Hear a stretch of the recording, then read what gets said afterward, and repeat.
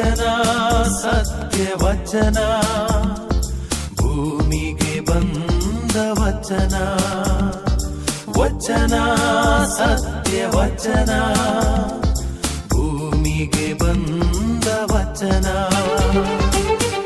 ಆದಿಯಲ್ಲಿ ಇದ್ದ ವಚನ ನಮ್ಮ ನೋಡ ಬಂದ ವಚನ ವಚನ ಸತ್ಯ ವಚನ ಭೂಮಿಗೆ ಬಂದ ವಚನ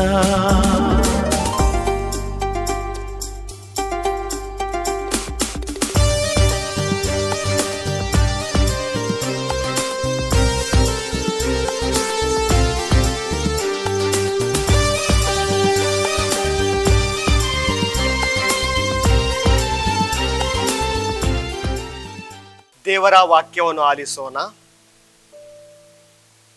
ವಿಮೋಚನಾ ಕಾಂಡದಿಂದ ಅಧ್ಯಾಯ 23 ವಾಕ್ಯ 20ರಿಂದ. ಇಗೋ, ದಾರಿಯಲ್ಲಿ ನಿಮ್ಮನ್ನು ಕಾಪಾಡುವುದಕ್ಕೆ ಹಾಗೂ ನಾನು ಗೊತ್ತು ಮಾಡಿರುವ ಸ್ಥಳಕ್ಕೆ ನಿಮ್ಮನ್ನು ಕರೆತರುವುದಕ್ಕೆ ಒಬ್ಬ ದೂತನನ್ನು ನಿಮ್ಮ ಮುಂದೆ ಕಳಿಸುತ್ತೇನೆ. ನೀವು ಆತನಲ್ಲಿ ಲಕ್ಷ್ಯವಿಟ್ಟು ಆತನ ಮಾತಿಗೆ ಕಿವಿ ಕೊಡಬೇಕು. ಆತನಿಗೆ ಅವಿಧೇಯರಾಗಿ ಇರಬಾರದು, ಏಕೆಂದರೆ ಆತ ಬರುವುದು ನನ್ನ ಹೆಸರಿನಲ್ಲಿ. ನೀವು ಅವಿಧೇಯರಾದರೆ ಆತ ನಿಮ್ಮನ್ನು ಕ್ಷಮಿಸಲಾರನು. ನೀವು ಆತನ ಮಾತನ್ನು ಶ್ರದ್ಧೆಯಿಂದ ಆಲಿಸಿ ನನ್ನ ಆಶೆಗಳನ್ನು ಪಾಲಿಸಿದರೆ ನಾನು ನಿಮ್ಮ ಶತ್ರುಗಳಿಗೆ ಶತ್ರುವಾಗಿಯೂ ನಿಮ್ಮನ್ನು ಪೀಡಿಸುವವರನ್ನು ಪೀಡಿಸುವವನಾಗಿಯೂ ಇರುವೆನು. ನನ್ನ ದೂತನು ನಿಮ್ಮ ಮುಂದೆ ನಡೆದು ಅಮೋರಿಯರು, ಹಿತ್ತಿಯರು, ಪೆರೀಜಿಯರು, ಕಾನಾನ್ಯರು, ಹಿವ್ಯರು ಹಾಗೂ ಯಬೂಸಿಯರು ಇರುವ ನಾಡಿಗೆ ನಿಮ್ಮನ್ನು ಸೇರಿಸುವನು. ಅವರನ್ನಾದರೂ ನಾನು ನಿರ್ಮೂಲನ ಮಾಡುವೆನು. ಅವರ ದೇವತೆಗಳನ್ನು ನೀವು ನಮಸ್ಕರಿಸಬಾರದು, ಪೂಜಿಸಬಾರದು. ಮಾತ್ರವಲ್ಲ, ಅವರ ಆಚರಣೆಗಳನ್ನು ಅನುಸರಿಸಲೇಬಾರದು. ಆ ಜನಗಳನ್ನು ನಿರ್ಮೂಲನ ಮಾಡಿ ವಿಗ್ರಹ ಸ್ತಂಭಗಳನ್ನು ನಾಶ ಮಾಡಬೇಕು. ನಿಮ್ಮ ದೇವರು ಸರ್ವೇಶ್ವರನು ಆದ ನನ್ನೊಬ್ಬನನ್ನೇ ಆರಾಧಿಸಬೇಕು. ಆಗ ನಿಮ್ಮ ಅನ್ನಪಾನಗಳನ್ನು ಆಶೀರ್ವದಿಸುವೆನು. ನಿಮ್ಮೊಳಗೆ ಯಾವ ವ್ಯಾಧಿಯೂ ಬರದಂತೆ ಮಾಡುವೆನು. ನಿಮ್ಮ ನಾಡಿನಲ್ಲಿ ಗರ್ಭಸ್ರಾವವಾಗಲಿ ಬಂಜೆತನವಾಗಲಿ ಇರುವುದಿಲ್ಲ. ನಿಮಗೆ ಪೂರ್ಣವಾದ ಆಯುಸ್ಸನ್ನು ಕೊಡುವೆನು. ದೇವರ ವಾಕ್ಯವಿದು. ದೇವರಿಗೆ ಕೃತಜ್ಞತೆ ಸಲ್ಲಲಿ. ಪ್ರೀತಿಯ ಸಹೋದರ ಮತ್ತು ಸಹೋದರಿಯರೇ, ವಿಮೋಚನಾ ಕಾಂಡದಿಂದ ಸುಂದರವಾದ ಒಂದು ವಾಕ್ಯವನ್ನು ನಾವು ಆಲಿಸಿದೆವು. ಈಗೋ, ದಾರಿಯಲ್ಲಿ ನಿಮ್ಮನ್ನು ಕಾಪಾಡುವುದಕ್ಕೆ ಹಾಗೂ ನಾನು ಗೊತ್ತು ಮಾಡಿರುವ ಸ್ಥಳಕ್ಕೆ ನಿಮ್ಮನ್ನು ಕರೆತರುವುದಕ್ಕೆ ಒಬ್ಬ ದೂತನನ್ನು ನಿಮ್ಮ ಮುಂದೆ ಕಳಿಸುತ್ತೇನೆ. ದೇವರು ದಯಾಮಯಿ. ಅವರು ನಮ್ಮನ್ನು ನಿತ್ಯ ಪ್ರೀತಿಸ್ತಾರೆ. ಮಾತ್ರವಲ್ಲ, ಸದಾ ನಮ್ಮೊಡನೆ ಇರುತ್ತಾರೆ ಎಂಬುದನ್ನು ಈ ವಾಕ್ಯದ ಮುಖಾಂತರ ನಮಗೆ ಅವರು ತೋರಿಸಿಕೊಡ್ತಾ ಇದ್ದಾರೆ. ಆದ ಕಾರಣವೇ ಇವತ್ತು ನಾವು ವಾಗ್ದಾನಗಳ ಬಗ್ಗೆ ಕೇಳಿದೆವು. ದೇವರು ಸದಾ ನಮ್ಮೊಡನೆ ಇರುವುದೇ ಎಂಬುದಕ್ಕೆ ತಮ್ಮ ದೇವದೂತನನ್ನು ನಮ್ಮೊಡನೆ ಕಳಿಸುತ್ತಾರೆ ಎಂಬುದಾಗಿ ಈ ವಾಕ್ಯದಲ್ಲಿ, ಈ ವಾಗ್ದಾನದ ಮುಖಾಂತರ ನಾವು ಕೇಳ್ತಾ ಇದ್ದೇವೆ. ಹೌದು ಪ್ರೀತಿಯ ಸಹೋದರ ಮತ್ತು ಸಹೋದರರೇ, ನುಡಿದಂತೆ ನಡೆಯುವ ದೇವರು ನಮ್ಮವರಾಗಿದ್ದಾರೆ, ನಮ್ಮೊಂದಿಗಿದ್ದಾರೆ. ಸದಾ ನಮ್ಮನ್ನು ಪ್ರೋತ್ಸಾಹಿಸಿ ಮುನ್ನಡೆಸುವಂತಹ ದೇವರು ಅವರಾಗಿದ್ದಾರೆ. ಅಬ್ರಹಾಮನ ಜೀವಿತದಲ್ಲಿ ನಾವೊಂದು ದೃಷ್ಟಿ ಹಾಯಿಸಿದ್ರೆ ನಮಗೆ ಅಲ್ಲಿ ತಿಳಿಯುತ್ತೆ ಹೇಗೆ ದೇವರು ಅಬ್ರಹಾಮನೊಂದಿಗೆ ಸದಾ ಇದ್ರು. ಮಾತ್ರವಲ್ಲ, ಅಬ್ರಹಾಮನನ್ನು ಮಾಡಿದಂಥ ಎಲ್ಲ ಕೆಲಸಗಳಲ್ಲಿ ಕೂಡ ದೇವರು ಅವನೊಂದಿಗಿದ್ದು ಅವನನ್ನು ಆಶೀರ್ವದಿಸಿದರು.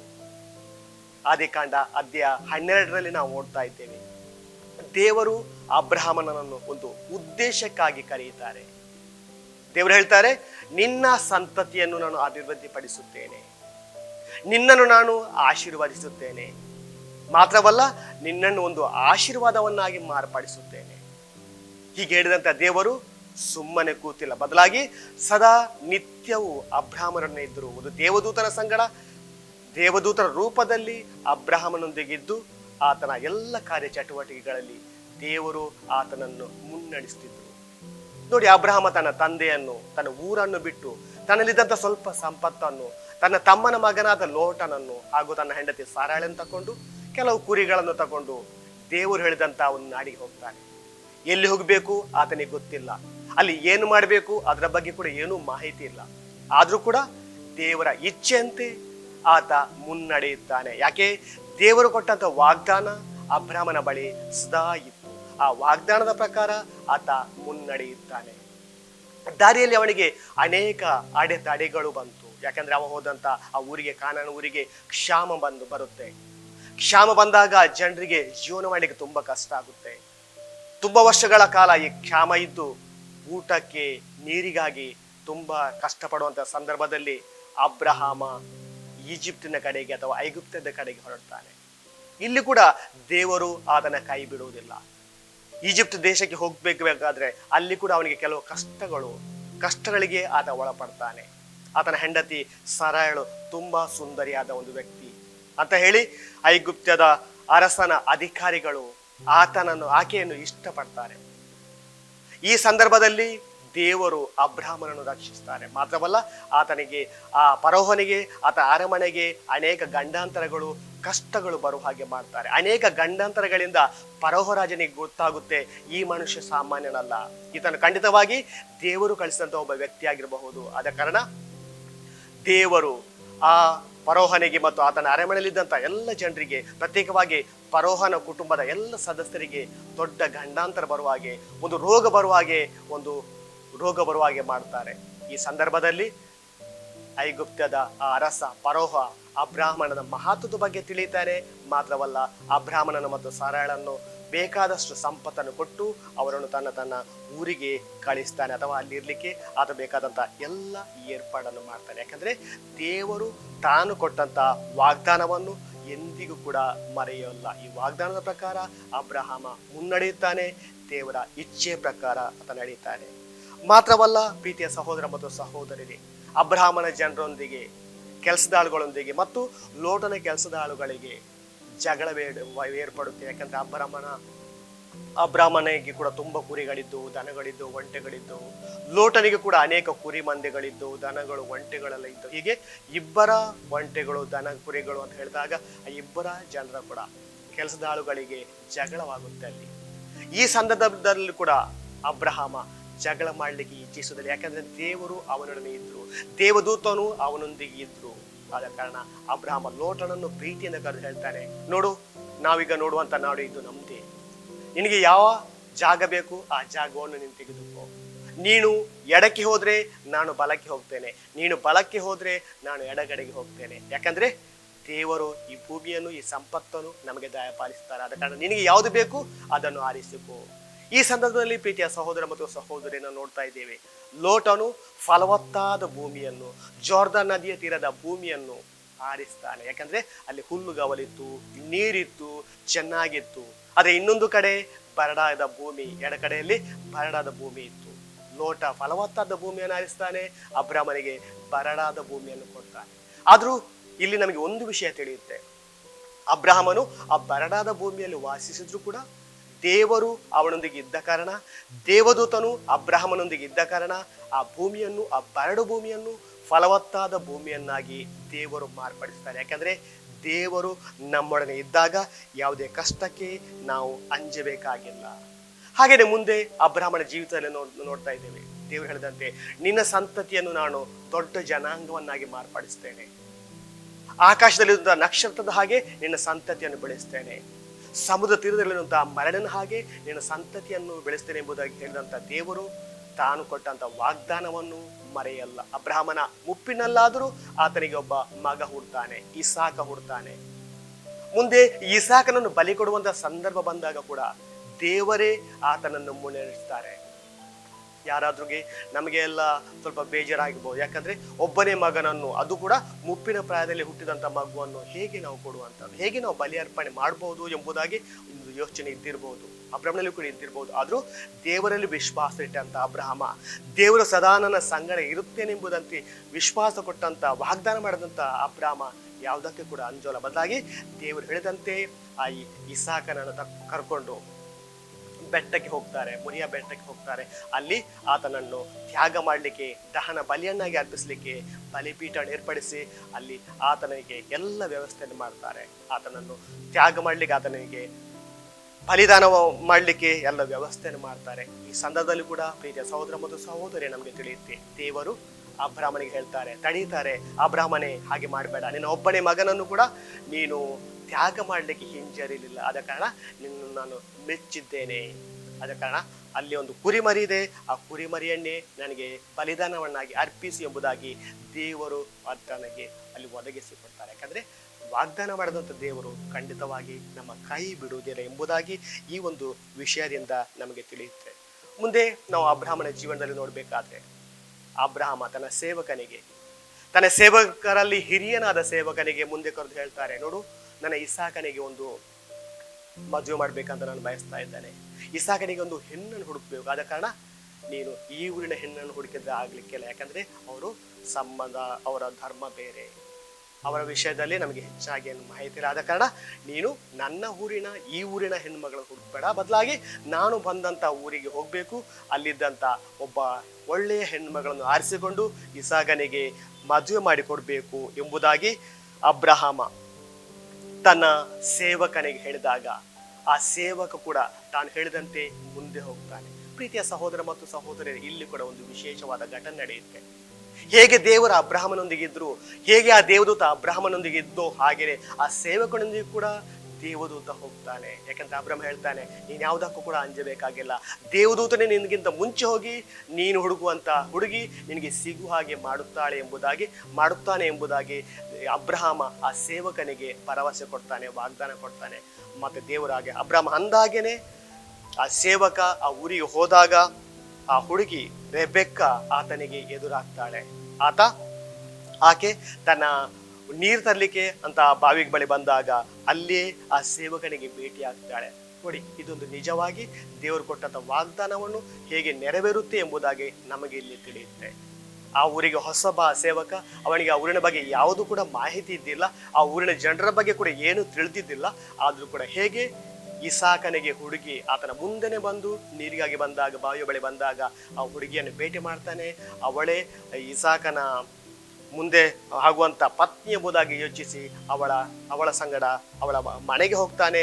ಅಲ್ಲಿ ಪರಿಚಯ ಆದ್ಮೇಲೆ ಅಬ್ರಹಾಮನ ಹೇಳಿದಂತ ಎಲ್ಲ ಘಟನೆಗಳನ್ನು ಹೇಳಿದಾಗ ಆ ಜನರಿಗೂ ಕೂಡ ಅಬ್ರಹಾಮ ಈ ಊರಿನವನೇ, ನಮ್ಮವನೇ ಎಂಬ ದೇವರ ವಾಗ್ದಾನದ ನೆನಪಾಗುತ್ತೆ. ಈ ಎಲ್ಲ ಘಟನೆಗಳಿಂದ ನಮಗೆ ತಿಳಿಯುವಂತ ಒಂದು ವಿಚಾರ ಏನಂದ್ರೆ, ದೇವರು ಏನೆಲ್ಲ ವಾಗ್ದಾನ ಮಾಡಿದ್ದಾರೆ ಅದನ್ನು ಖಂಡಿತವಾಗಿಯೂ ತಡವಾಗಿ ಆದ್ರೂ ನೆರವೇರಿಸುತ್ತಾರೆ, ಅಥವಾ ತಮ್ಮ ದೇವದೂತನನ್ನು ಸದಾ ನಮ್ಮೊಡನೆ ಕಳಿಸುತ್ತಾರೆ ಎಂಬ ಒಂದು ಘಟನೆ ಈ ಒಂದು ಘಟನೆಯಿಂದ ನಮಗೆ ನೆನಪಿಗೆ ಬರುತ್ತೆ ಅಥವಾ ನಮಗೆ ತಿಳಿಯುತ್ತೆ. ಹಾಗೆಯೇ ಮುಂದೆ ಲಾಬಾನ ಮತ್ತು ರೆಬೆಕ್ಕಳು ಕೂಡ ಈ ಸೇವಕರನ್ನು ವಿಶೇಷವಾಗಿ ಸನ್ಮಾನಿಸ್ತಾರೆ. ಯಾಕಂದ್ರೆ ದೇವರು ಅವರೊಡನೆ ಇದ್ರು, ಮಾತ್ರವಲ್ಲ ದೇವದೂತ ಅವರೊಂದಿಗೆ ಇದ್ರು. ಆದ ಕಾರಣ ಆ ಸೇವಕನೊಂದಿಗೆ ಕಳಿಸುವಂತ ಧೈರ್ಯವನ್ನು ಕೂಡ ಲಾಬಾನ ಮಾಡ್ತಾನೆ. ರೆಬೆಕ್ಕಳ ತಂದೆ ಲಾಬಾನ, ಆ ಸೇವಕನದ್ದು ಕೂಡ ಜಾಸ್ತಿ ಪರಿಚಯ ಇಲ್ಲ ಲಾಬಾನನಿಗೂ. ಆದ್ರೂ ಕೂಡ ದೇವರ ಮಾತಿನಂತೆ, ದೇವರ ವಾಗ್ದಾನದ ಪ್ರಕಾರ ಲಾಬಾನ ತನ್ನ ಮಗಳಾದ ರೆಬೆಕ್ಕಳನ್ನು ಆ ಸೇವಕನೊಂದಿಗೆ ಅಬ್ರಹಾಮನ ಮನೆಗೆ ಕಳಿಸ್ಲಿಕ್ಕೆ ಸಿದ್ಧನಾಗ್ತಾನೆ, ತಯಾರಾಗ್ತಾನೆ. ಯಾಕೆ? ದೇವರ ಕೈ ಅವಳೊಡನೆ ಇತ್ತು. ಮುಂದೆ ಪ್ರೀತಿಯ ಸಹೋದರ ಮತ್ತು ಸಹೋದರರೇ, ದೇವರ ವಾಗ್ದಾನ ಯಾವಾಗಲೂ ಕೂಡ ಕಡಿಮೆಯಾಗೋಲ್ಲ, ದೇವರ ವಾಗ್ದಾನ ಯಾವಾಗಲೂ ಕೂಡ ನಮ್ಮಿಂದ ದೂರ ಹೋಗೋಲ್ಲ ಎಂಬುದಕ್ಕೆ ಮುಂದೆ ಯಾಕೋಬನ ಘಟನೆಯಿಂದ ಕೂಡ ನಮಗೆ ತಿಳಿಯುತ್ತೆ. ದೇವರು ಆರಿಸಿದಂತ ವ್ಯಕ್ತಿ ಯಾಕೋಬ. ಇಸಾಕನಿಗೆ 2 ಮಕ್ಕಳಿದ್ರು, ಏಸಾವ ಮತ್ತು ಯಾಕೋಬ. ಆದ್ರೆ ಇಲ್ಲಿ ಯಾಕೋಬ ಚಿಕ್ಕವನಾದ್ರೂ ಇಸಾಕನ ವಿಶೇಷವಾದ ಆಶೀರ್ವಾದ, ದೊಡ್ಡ ಮಗನಿಗೆ ಸಿಗುವಂತ ಆಶೀರ್ವಾದ ಯಾಕೋಬನಿಗೆ ಸಿಗುತ್ತೆ. ಯಾಕಂದ್ರೆ ಯಾಕೋಬ ದೇವರಿಂದ ಆರಿಸಲ್ಪಟ್ಟಂತ ವ್ಯಕ್ತಿಯಾಗಿದ್ದ, ಆತ ಜನರ ಪ್ರೀತಿಯ ವ್ಯಕ್ತಿಯಾಗಿದ್ದ. ಮುಂದೆ ಈತನಿಂದಲೇ ನನ್ನ ಇಡೀ ಒಂದು ಸಮುದಾಯವನ್ನು ನಾನು ಬೆಳೆಸ್ತೇನೆ ಎಂಬುದೊಂದು ಆಶೀರ್ವಾದವನ್ನು ದೇವರು ಯಾಕೋಬನಿಗೆ ಕೊಟ್ಟಿದ್ರು. ಆದ ಕಾರಣ ಇಸಾಕನ ಆಶೀರ್ವಾದ ಕೂಡ ಯಾಕೋಬನಿಗೆ ಲಭಿಸುತ್ತೆ. ಯಾಕೆಂದ್ರೆ ದೇವದೂತರು, ನಾನು ಹೇಳಿದಂತ ವಾಕ್ಯದ ಪ್ರಕಾರ ದೇವದೂತ ಯಾಕೋಬನ ಸಂಗಡ ಒಟ್ಟಿಗೆ ಇದ್ರು. ಮಾತ್ರವಲ್ಲ, ಯಾಕೋಬ ದಾರಿಯಲ್ಲಿ ಹೋಗ್ತಿರ್ಬೇಕಾದ್ರೆ ಒಬ್ಬ ದೇವದೂತನೊಂದಿಗೆ ಜಗಳ ಆಡ್ತಾನೆ ಎಂಬುದಾಗಿ ಕೂಡ ನಾವು ವಾಕ್ಯದಲ್ಲಿ ಕೇಳ್ತಾ ಇದ್ದೇವೆ. ಅಂದ್ರೆ ದೇವರು ಯಾಕೋಬನೊಂದಿಗೆ ಕೂಡ ಇದ್ರು. ದೇವರೊಂದಿಗೆ ಒಂದು ಜಗಳ ಮಾಡುವಂತ ಅಥವಾ ದೇವರನ್ನು ಪ್ರಸನ್ನ ಮುಖವಾಗಿ ನೋಡುವಂತ ಒಂದು ಭಾಗ್ಯ ಕೂಡ ಯಾಕೋಬನಿಗೆ ಸಿಗುತ್ತೆ ಎಂಬುದಾಗಿ ಈ ಒಂದು ಘಟನೆಯಿಂದ ನಮಗೆ ತಿಳಿಯುತ್ತೆ.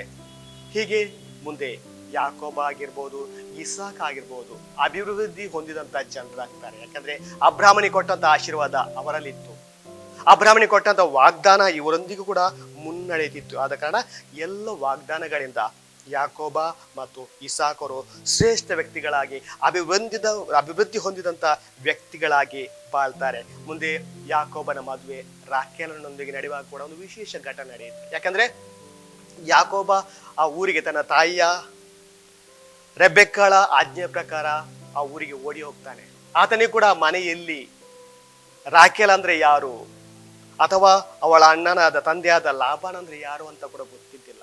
ಆದ್ರೂ ಕೂಡ ಆ ಊರಿಗೆ ಹೋದಾಗ ರಾಖೇಲ್ ಅವನಿಗೆ ಎದುರಾಗಿ ಬರ್ತಾಳೆ. ಯಾಕೆ?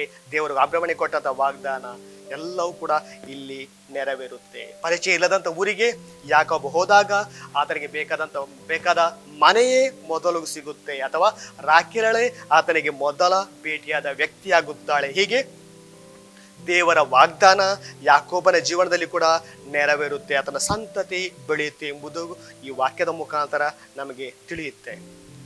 ದೇವದೂತ ಯಾಕೋಬನ ಮಾಡಿದಂತ ಒಡಂಬಡಿಕೆಯನ್ನು ಕೂಡ ನಾವಿಲ್ಲಿ ಜ್ಞಾಪಿಸಬಹುದು. ಮುಂದೆ ಏಸಾವನೊಂದಿಗೆ ಭೇಟಿಯಾದಾಗ ಕೂಡ ಅವರಲ್ಲಿದ್ದಂತ ಆ ಒಂದು ಶತ್ರುತ್ವ ದೂರವಾಗುತ್ತೆ. ಯಾಕಂದ್ರೆ ದೇವರ ವಾಗ್ದಾನದ ಪ್ರಕಾರ ಯಾಕೋಬನೇ ದೇವರ ವ್ಯಕ್ತಿ ಆಗ್ತಾನೆ, ಯಾಕೋಬನೇ ಈ ಇದ್ದಂತ ಜನಾಂಗಕ್ಕೆ ಒಡೆಯನಾಗ್ತೇನೆ ಎಂಬ ಸಂದೇಶವನ್ನು ಕೂಡ ಈ ಒಂದು ವಾಗ್ದಾನದ ಮುಖಾಂತರ ನಮಗೆ ತಿಳಿಯುತ್ತೆ. ಹಾಗೇನೆ ಪ್ರೀತಿಯ ಸಹೋದರ ಮತ್ತು ಸಹೋದರಿ, ಮುಂದೆ ಹೋದಾಗ ನಾವು ಜೋಸೆಫನ ಜೀವನದಲ್ಲಿ ಕೂಡ ಈ ಅಬ್ರಾಹ್ಮನಿಗೆ ಕೊಟ್ಟಂತ ಆಶೀರ್ವಾದವನ್ನು ಕೂಡ ನಾವು ನೋಡ್ತಾ ಇದ್ದೇವೆ. ಜೋಸೆಫ ಕೂಡ ತನ್ನ ಊರಿನಿಂದ ಬೇರೆ ದೇಶಕ್ಕೆ ಹೋಗಿ ಅಲ್ಲಿ ಒಬ್ಬ ಅಧಿಕಾರಿ ಆಗ್ತಾನೆ.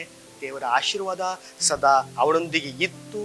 ಹೀಗೆ ಅವನಿಗೆ ಕೂಡ ಒಂದು ಅಭಿವೃದ್ಧಿ ಹೊಂದಿದಂತ ಒಬ್ಬ ನಾಯಕನಾಗ್ಲಿಕ್ಕೆ ಸಾಧ್ಯ, ಫರೋಹನ ಮಿತ್ರನಾಗ್ಲಿಕ್ಕೆ ಸಾಧ್ಯ ಆಯಿತು. ಯಾಕೆ?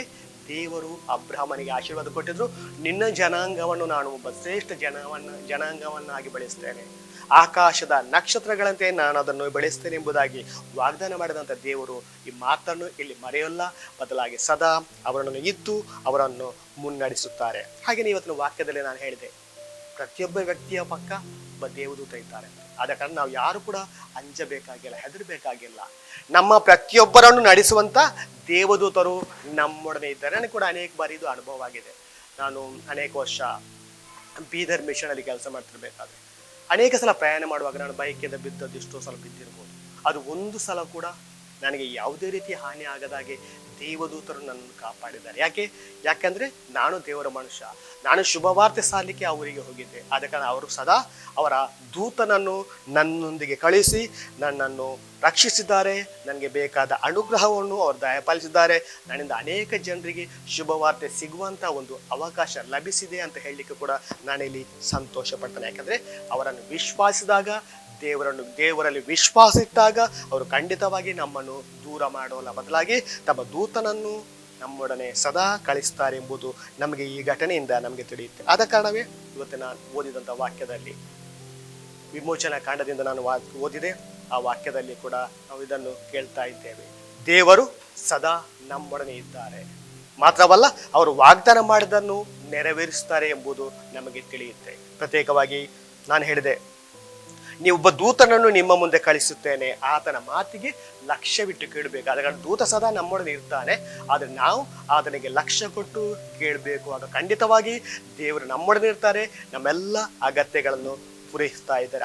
ಆದ ಕಾರಣ ಪ್ರೀತಿಯ ಸಹೋದರ ಮತ್ತು ಸಹೋದರರೇ, ಈ ಒಂದು ವಾಕ್ಯವನ್ನು ಜ್ಞಾಪಿಸಿಡಿ. ಪ್ರತಿಯೊಬ್ಬ ವ್ಯಕ್ತಿಯ ಬಳಿ ಒಬ್ಬ ದೂತನಿದ್ದಾನೆ. ಆ ದೂತ ಸದಾ ನಮ್ಮೊಂದಿಗೆ ನಾವು ಪ್ರಯಾಣಿಸ್ತಾನೆ, ನಿದ್ದೆ ಮಾಡುವಾಗ ನಮ್ಮೊಂದಿಗಿರ್ತಾನೆ, ಕೆಲಸ ಮಾಡ್ತಿರ್ಬೇಕಾದ್ರೂ ಕೂಡ ಅವ್ರು ನಮ್ಮೊಂದಿಗಿರ್ತಾನೆ. ಮಾತ್ರವಲ್ಲ, ನಾವು ಮಲಗಿದಾಗ ನಮ್ಮೊಂದಿಗೆ ನಿದ್ದು ನಮ್ಮನ್ನು ಎಲ್ಲ ಕೇಡುಗಳಿಂದ ಕಾಪಾಡುವಂತ ದೂತರು ನಮ್ಮೊಡನೆ ಇದ್ದಾರೆ. ಅದೇ ದೇವರು ಕೊಟ್ಟಂತ ವಾಗ್ದಾನ. ಆ ವಾಗ್ದಾನದ ಮೇಲೆ ಭರವಸೆ ಇಡೋಣ.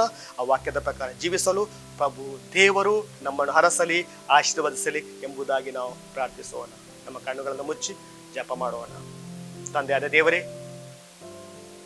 ನಿಮ್ಮ ವಾಕ್ಯವನ್ನು ಆಲಿಸಲು ನಮಗೆ ಒಂದು ಅವಕಾಶ ಮಾಡಿಕೊಟ್ಟದಕ್ಕಾಗಿ ನಾನು ನಿಮಗೆ ಸ್ತುತಿ ಸ್ತೋತ್ರಗಳನ್ನು ಸಲ್ಲಿಸ್ತಾ ಇದ್ದೇವೆ. ನಮ್ಮ ಮೇಲೆ ನಿಮ್ಮ ಕೃಪಾಶೀರ್ವಾದಗಳು ಸುರಿಸಿರಿ.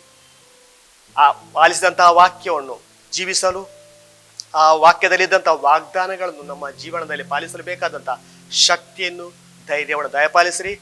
ನಿಮ್ಮ ದೂತರನ್ನು ಸದಾ ನಮ್ಮನ್ನು ಕಳಿಸಿ ನಮ್ಮನ್ನು ಎಲ್ಲ ಕೇಡುಗಳನ್ನು ಕಾದು ಕಾಪಾಡಿರಿ. ಈ ಪ್ರಾರ್ಥನೆಯನ್ನು ನಿಮ್ಮ ಪವಿತ್ರ ನಾಮದಲ್ಲಿ ಪ್ರಾರ್ಥಿಸುತ್ತೇವೆ. ಆಮೇಲೆ.